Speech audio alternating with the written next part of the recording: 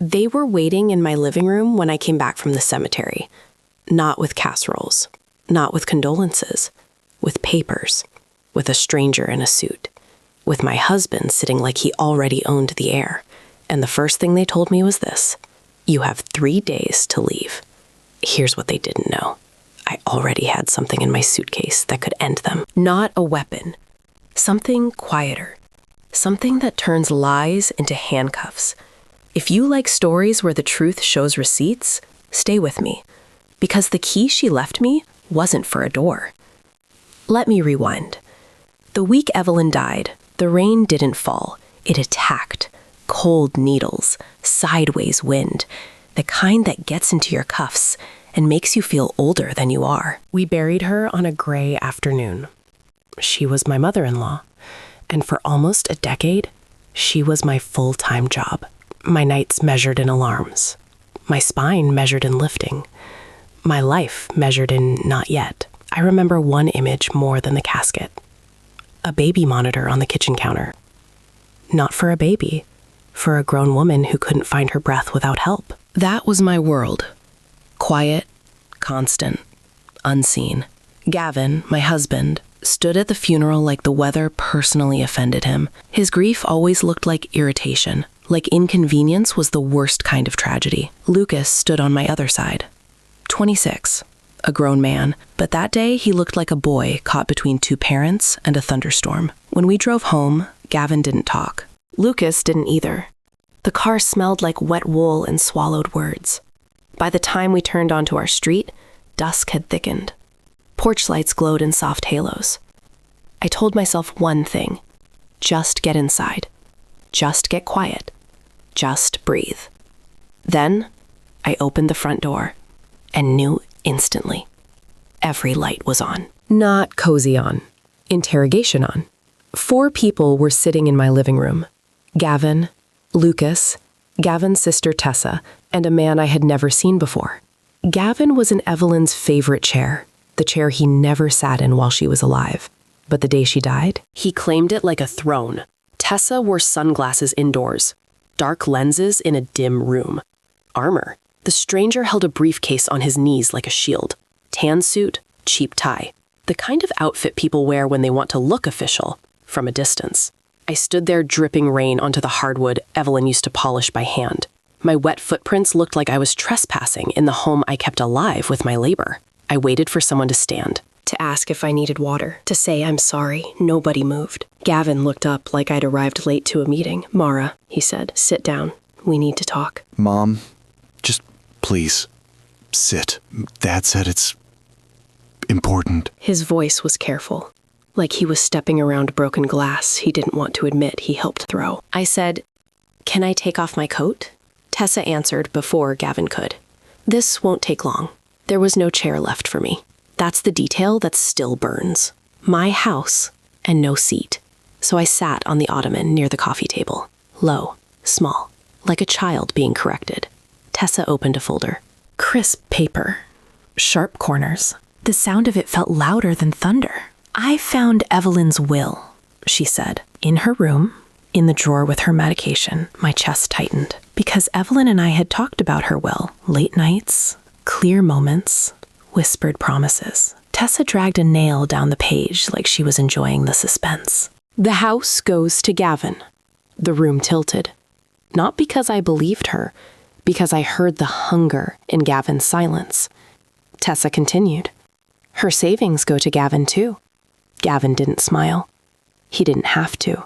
His whole body said, "Finally." Then Tessa looked at me.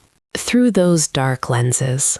And for you, Mara, Evelyn left you $6,500 for your service. For your service. Like I replaced a faucet and left an invoice. Like love was hourly labor." Lucas inhaled sharply like he wanted to protest, and swallowed it. My mouth tasted like metal. I said, very quietly, "That's not possible." Gavin leaned forward just a little. My mother was heavily medicated. She wasn't always clear. That sentence wasn't about Evelyn. It was about erasing her. Tessa tilted the papers toward me. "It's black and white," she said. "Nothing else for you." The stranger cleared his throat. "Mrs. Lynn," he said, like he knew me. I'm here to witness the reading. He didn't offer a business card. He didn't introduce who he worked for. And when he said my name, he stumbled over it for half a beat. Tiny things. But tiny things are how you spot a staged play. He glanced at Gavin before he spoke again, like he was checking the script. You have 72 hours to vacate the premises, he said. Lucas flinched. Mom, Dad said this is what Grandma wanted. He said she wrote it herself. He said you're emotional because of the funeral. Your father didn't visit her for months, I said. Not a shout, not a sob. Just a fact with weight. Where were you when she woke up crying at 3 a.m.? Where were you when she begged for someone besides me? Where were you when the monitor screamed and I ran? Lucas stared at his hands. My son wouldn't meet my eyes. Gavin stood. In that moment, he looked taller. Or maybe I felt smaller. Maybe that was the point. Enough, he said. You'll take the money. Lucas is staying with us. You pack and leave us. Like I was already erased. The stranger repeated, 72 hours. Like it was a magic spell. My legs went watery, but my face didn't change. Caregiving teaches you something brutal. Panic wastes oxygen. I nodded once. I understand. That startled them. They wanted a scene. They wanted me messy. They wanted proof I deserved to be dismissed. I gave them calm. Calm is dangerous to people who lie. I walked upstairs and pulled my suitcase from the closet. Fold, place, zip.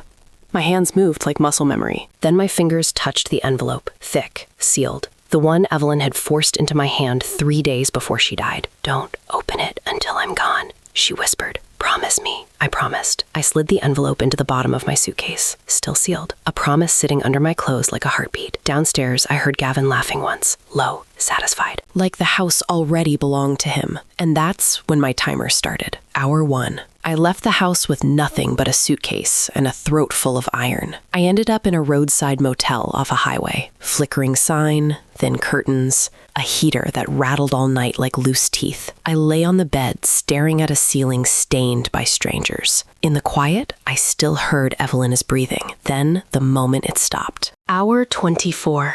I checked my phone the way people check a wound. No calls from Lucas. No apology. Just silence and the ticking clock of 72 hours. Hour 71. I sat on the edge of that motel bed with my suitcase open. The envelope stared back at me. My hands shook so badly I tore the edge crooked. Inside was a small brass key. A plastic tag. Harbor Line Federal. Box 118. And a note in Evelyn's shaky handwriting. It said she knew her children. It said the real will was in the box. It said there was a recording. It gave me one name to call. I stared at that key for a long time. Then I did the first thing I should have done years ago. I chose myself. Don't go yet. This is where it turns. The office was downtown, above a bakery. Warm air. Cinnamon. The kind I forgot existed. The attorney, Harold Klein, looked up when I walked in. 70s. Kind eyes. A handshake that felt steady. He didn't look surprised to see me. Mrs. Lynn, he said. I've been expecting you. In a small conference room, a lockbox sat on the table. Metal. Quiet. Heavy. I held the brass key over it. My throat went tight. She came here, I asked. Harold nodded. Months ago, he said, lucid, very clear. I inserted the key. The lock clicked open with a sound that didn't feel like metal. It felt like justice. Inside, a sealed envelope, a thick folder, and a small drive in a labeled sleeve. Harold opened the envelope like it mattered. Because it did. He glanced at me. You should sit, he said. I sat. Harold read in a measured voice. The residence is bequeathed to Mara Lynn. My vision blurred. Not from tears exactly. From shock. From being seen. He continued. The bulk of the estate, mine. A smaller portion, Gavin. A smaller portion, Tessa. And then the line that made my pulse change. With a strict condition, Harold said. If they contest, they receive nothing. A trap set by a dying woman who was tired of being used. There's also something for Lucas, Harold added. held in trust. I exhaled slowly. Evelyn protected him too. She just didn't let him hold the match. My mouth went dry. But they read a will in my living room, I said. They had a man there. They said it was hers. Harold's face hardened, just a little. Then what they showed you, he said, was a forgery. That word landed like a door slamming shut. Harold slid the small drive toward me. Evelyn insisted on documentation, he said. She anticipated exactly this. He opened a laptop, plugged in the drive, clicked a file. Evelyn's face filled the screen. Soft blue cardigan, tired skin, and eyes sharp enough to cut. She spoke directly to camera. Calm, clear. She named Gavin.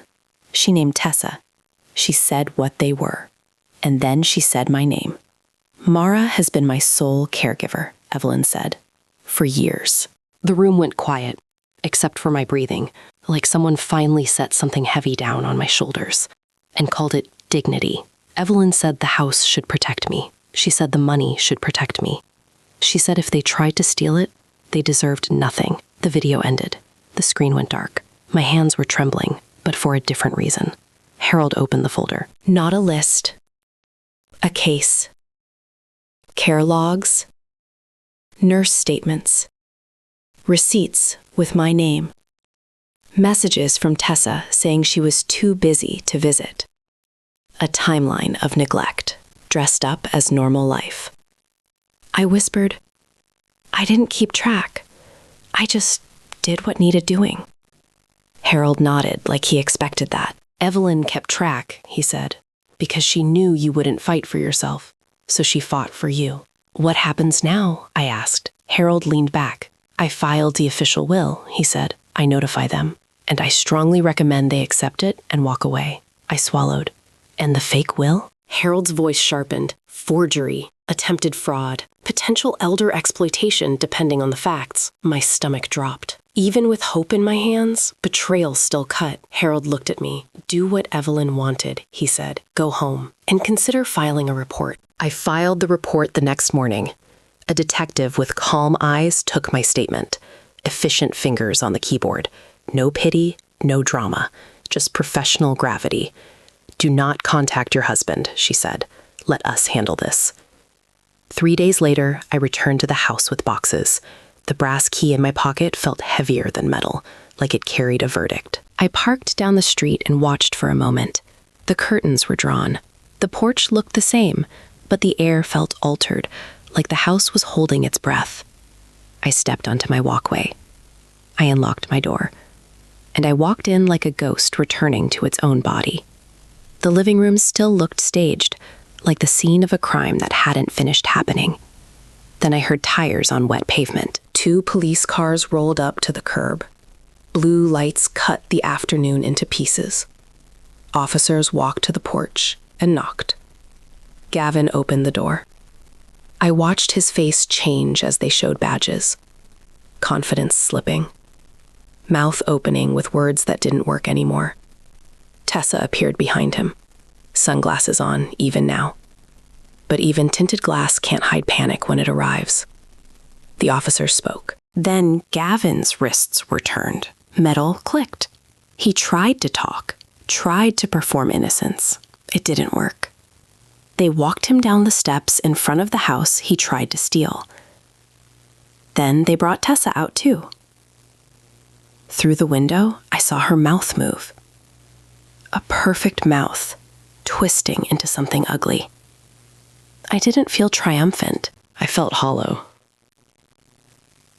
Like justice is heavy, not sweet. That night, Lucas called. Mom, I heard Dad got arrested. Aunt Tessa too. I sat at the kitchen table. The same table where I used to sort pills into weekly boxes. Yes, I said. They did. I'm sorry. I didn't know. I swear I didn't know it was fake. I listened to his breathing, smaller than it should have been. Did you help make it? I asked. I needed the truth clean. No, No, Mom. I only saw it after. Dad showed me. He said Grandma wanted it that way. Silence sat between us, the kind that changes a relationship. I should have questioned it. I should have asked you. I thought you left because you were upset. I thought you needed space.